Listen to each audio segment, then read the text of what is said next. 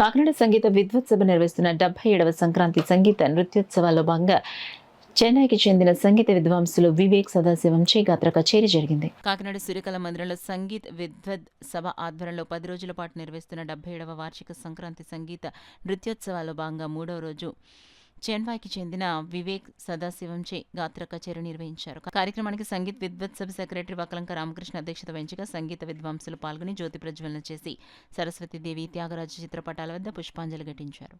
అనంతరం జరిగిన సంగీత కార్యక్రమంలో సంగీత విద్వాంసులు వివేక్ సదాశివం గానం చేయగా చెన్నైకి చెందిన వయోలిన్ విద్వాంసులు చెన్మయి వయోలిన్లోను, విజయనగరంకి చెందిన మృదంగ విద్వాంసులు ఏడుకొండల మృదంగంలోను వాయిద్య సహకారం అందించారు.